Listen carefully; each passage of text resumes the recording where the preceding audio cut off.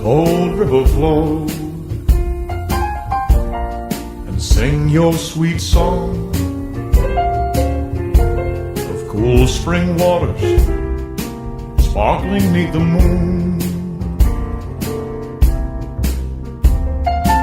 You, ladies and gentlemen, please welcome Brian Daniels. Being a grocer's son in a small village was not all that in a bag of IGA chips, I can tell you that right now. My older brother Sam and I spent countless hours working at the checkout counter, and that included working on Christmas morning and times like New Year's morning, at a time when people didn't do that kind of stuff. But Dad wanted to provide that service for his customers because he was afraid they might forget some minor but important incidental to make their holiday better. Like the Christmas turkey, for instance. Or that extra case of Pabst Blue Ribbon for the New Year's Day football games. It wasn't all bad though, really. We got to meet and deal with some fascinating people on a really regular basis. And some of them we gave nicknames. My favorite of all, though, was a man named Davis Old Grumpy Doppen. Old Grumpy was a crusty old farmer with kind of reddish blonde hair, whose sole mission in life seemed to be to give me a hard time.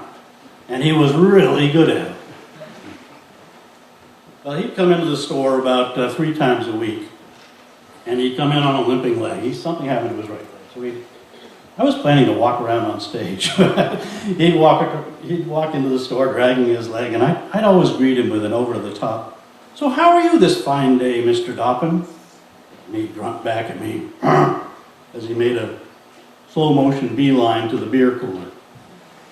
His purchase was always the same: a case of Carly Black Label beer and 6 packs of Pall Mall. Well, after a few months of this, I decided to ask him, just for fun, "So what do you do with all that beer, Mr. Doppen?" "What the heck kind of a question is that?" he growled. "What do you think I do with it?" Now, please understand, I'm cleaning this up for public consumption. "You think I wash my face with it?" Again, I'm cleaning things up here. And that started a tradition wherein I would ask a stupid question, and he would respond with a crusty retort. It was kind of fun, really. "Cold enough for you, Mr. Doppen?" "It's 32 below zero out there, you idiot." "Of course it's cold enough for me. What do you think? I'm sweating like a hen hauling wood or something?" "You must lay awake at night thinking of stupid questions." I did. It was fun.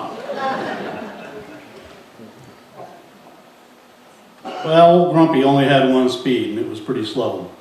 So one day he got caught in the downpour of a pop-up thunderstorm, and he came in dripping all the way from his F&M Crusher down to his Wolverines. "Raining out, Mr. Doppen?" "Oh no, the bridge was closed, so I decided to swim across the river."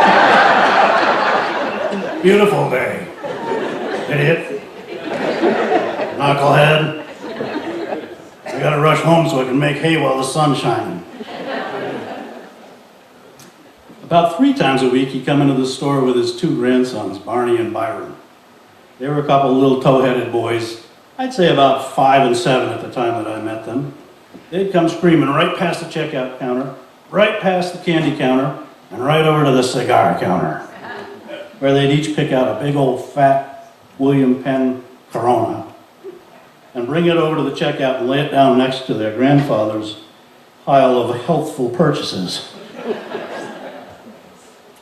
Well, after a couple of months of seeing this, I was truly curious. So the next time he came in, I said, "So what do those little boys do with those big fat cigars anyway, Mr. Doppen?" "Well, what do you think they do with them? They smoke them, you fool." "I mean, what else would they do with them?" Well, that was before the Bill Clinton-Monica Lewinsky affair, so I really had nothing.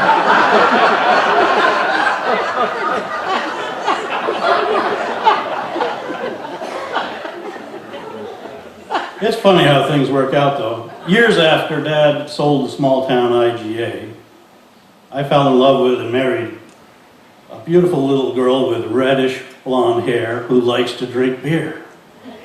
That's right, Winnie is Davis Doppen's granddaughter.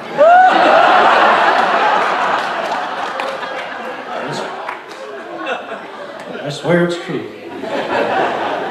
So one year, I think it was 1982, the whole family, including our adorable children, Jake and Maggie, were gathered around the Thanksgiving table for turkey and all the fixings. And old Davis decided to ask me a question. He says, "So Joe." "Yeah, Grandpa?" He loved it when I called him Grandpa. He said, "Well, I've been wondering, how'd an ugly mutt like you end up with such cute children?" That made me grin like a beagle with a mouthful of bumblebees. "I had my way with that cute little granddaughter of yours." Thanks for asking. So that's the story of Davis Doppen. Cold river flow and sing your sweet song of cool spring waters sparkling 'neath the moon.